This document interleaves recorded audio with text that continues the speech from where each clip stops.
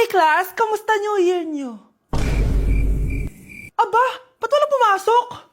Oh, tama naman, January 5. Ma'am, present! Oh, Scarlett, ba't ikaw lang pumasok, ha? Nasaan mga kaklase mo? Ayun, ma'am, lahat sila nasa birthday ni Kay. Ha? Nag-usap-usap silang lahat sa GC na hindi sila papasok ngayong January 5 kasi nga, birthday ni Kay. Sino ba yung Kay na yan, ha? Ewan ko din, ma'am. Invited nga daw ako pero hindi ako pumunta kasi hindi ko naman siya kilala. Humanda silang lahat sa akin bukas. Ikaw, perfect ka na sa akin sa quiz at assignment. Yes!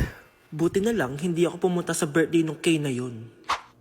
Hello, class! Ay, good morning, ma'am. Walang good sa morning!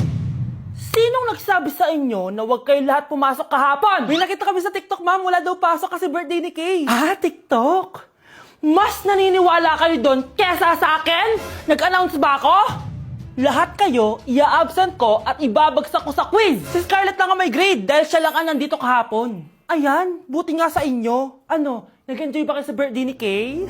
Birthday ni Kay! Birthday ni Kay! Eh di happy birthday! Sino ba kasi yung Kay na yan, ha? Ako, si Kay. Hala, nandyan na siya. May problema ba kayo sa pagpunta nila sa birthday ko? Dahil hindi kayo pumunta sa birthday ko, mamalasin kayo ngayong 2026. Ha? Sa akin dapat yung 2026 eh! Hindi! Hindi! Hindi! Okay, class, next reporter. Hi, classmates. We are the group 2 and...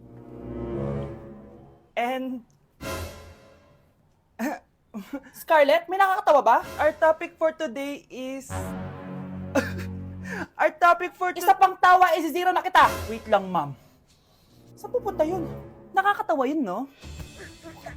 Ano, magpapatawa ka pa? Nagre-report ako, di ba? Gusto mo bang maging kwento, be? Joke lang yun eh! Ang saya ng ginagawa natin, di ba? Subukan mo na magpatawa ulit. Hindi mo magugustuhan yung gagawin ko sa'yo. Wow! Anak, di ako makapaniwalang may pinapatayo na tayong bahay. Nay, deserve natin to. Ang tagal niyo din itong pinaghirapan. Ah, ma'am, saan ko po ilalagay itong mga semento? Ah, doon na lang sa gilid, kuya. Ah, sige po, ma'am. Excited na ako matapos itong bahay natin, anak. Saan dito? Hoy, huwag ka pupunta dyan! Grabe nangyari sa kanya. Naman siya. Ba't ang daming tao? Ah, engineer, anong meron? Ah, ma'am, yung isa sa mga trabahador namin, nakuryente tapos natabunan ng semento.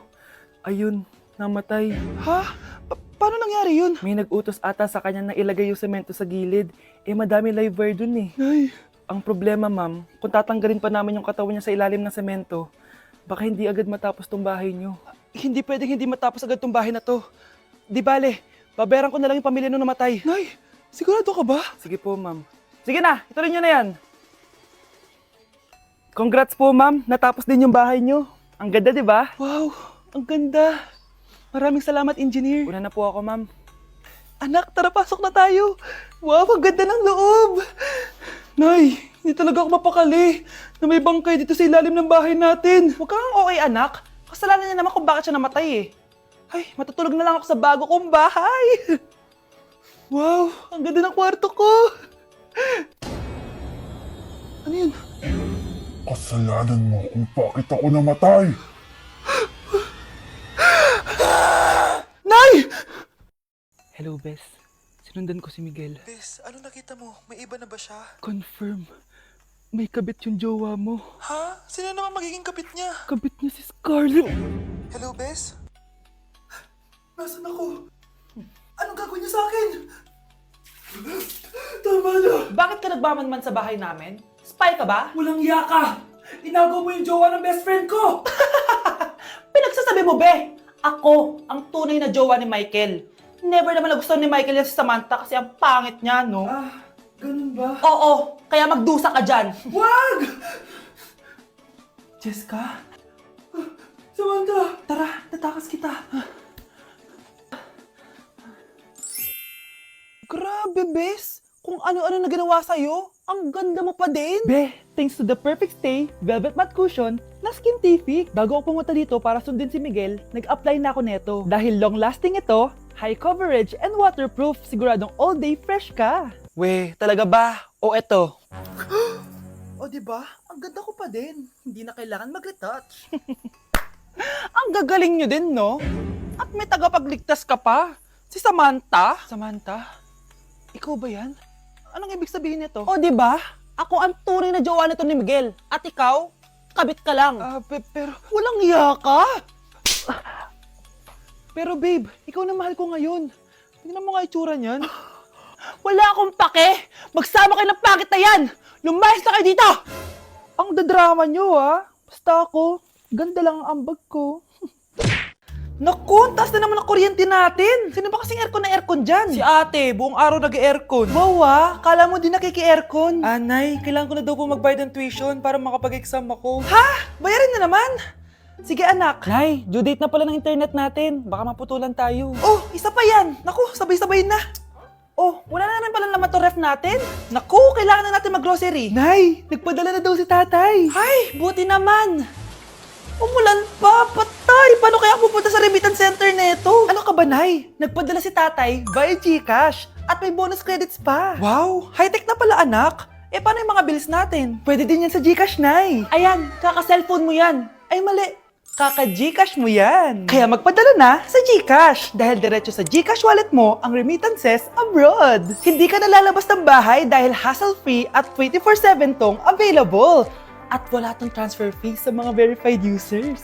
Just open your GCash app and go to your GCash wallet. Itap nyo lang yung cash in at go to Global Banks and Partners. Hanapin mo lang kung saan remittance partner siya nagpadala. I-enter mo lang yung mga kailangan na details at makukuha mo na agad yung pera, o diba? Grabe anak, ang bilis na pala ngayon. O diba, Nay? Kaya mo? I-GCash mo! Iba na talaga ngayon, no? Nung panahon namin, ang layo pa na pinupuntahan namin para makapagpadala. Hulaan ko, Nay, tumatawid pa kayo ng bundok at ilog, no?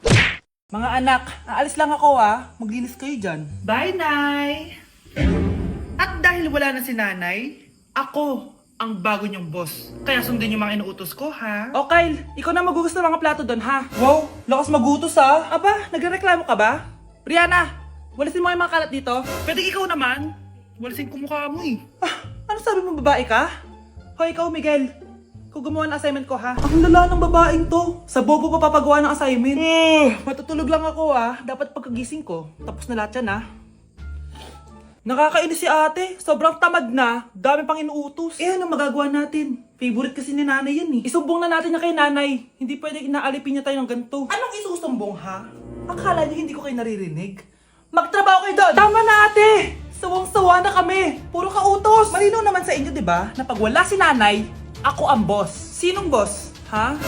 Wala, Nay. Actually, kakatapos ko lang maglinis ng bahay, oh. Luh, sinungaling! Scarlett, huwag mo na ako lokohin. Hindi naman talaga ako umalis dito. Sinisigurado ko lang kung naglilinis talaga kayo lahat. At tama nga yung sinasabi ng mga kapatid mo, na para kang boss umasta dito sa bahay. Nay. Mga anak, kayo na bahala sa ate nyo. Utusan nyo ng utusan yan. Ate, ikaw na magugas ng mga plato dun. Eto na. Pagkatapos mo dyan ate, maglaba ka ha. Oo, sige. Pagkatapos mo maglaba, gawin mo yung project ko ha. Sige, boss. Lahat ng utos nyo gagawin ko. Baby, away tayo. O ano, anak? Puro bebe time na lang? Di ba may exam ka pa bukas? Opo, Nay. Try mo kaya mag-review para di ka puro bagsak. Diyos ko. Sige, Nay. Challenge accepted. Makaka-perfect ako sa exam bukas. Sino nagsabing hindi ko kaya mag-review? Baka Scarlett to. Ba't tumatawag na to? Oh, bakit, Bes? Nagre-review ako. Te, may bago akong chika. Importante ba yan? Importante. So, eto na nga. Go, Te! Spill the tea! Ano nangyari? 1 hour later. O siya, sige na, Te. Magre-review na talaga ako. Storbo. Saan na ba ako? X, Y... Hala, break na sila. Ano nangyari? 1 hour later. Mag-review na nga ako.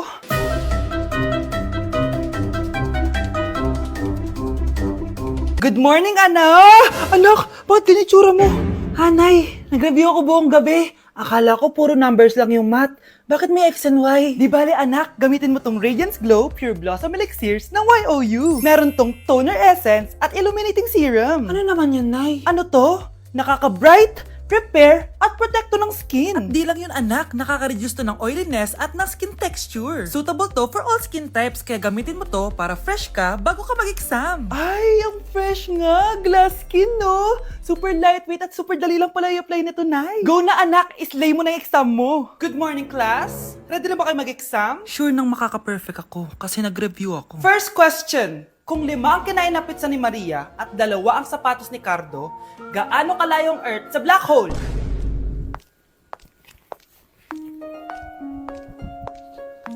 Hindi man lumabas ang mga nireview ko, ang importante, maganda ako. Mga anak, maganda ba? Oh, mawawala ako ng 3 araw Nay, kailangan ba talaga tumuloy doon? Importante yun, anak. Minsan lang ikasal yung kumare ko, no? Tsaka sa Cebu siya gagawin, di ba? Shala. Basta, Nay, mag-ingat ka, ha? Oo naman, anak. Huwag ka mag-alala. O siya, naalis na ako. Mga kapatid mo, ha?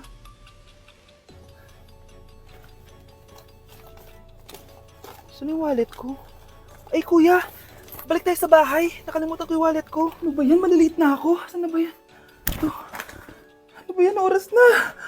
Mabuhay, ma'am. Welcome to Air Philippines. How can I help you? Ay. Miss. Dito po ba yung flight VD415? Yes po, ma'am. Check ko lang po.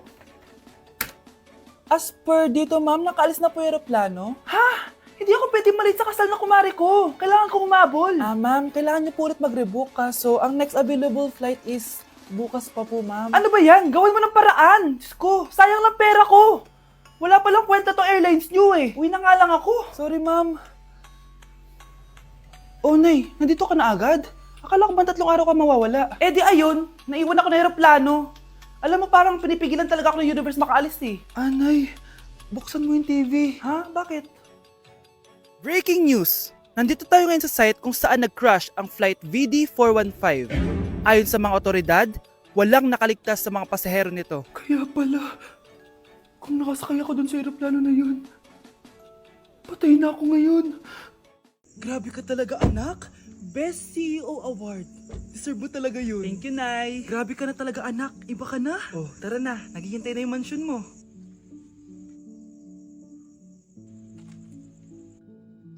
Hoy, ikaw. Wala kang mararating sa buhay. Alam mo kung bakit? Kasi mahirap lang pamilya mo. Ang malas mo naman, pinanganak ka mahirap. Akala mo ba makakaahon kayo sa kahirapan sa pag-aaral mo? Sa panaginip mo. Kaya kung ako sa'yo, mag-drop ka na. Kasi wala ka naman mararating.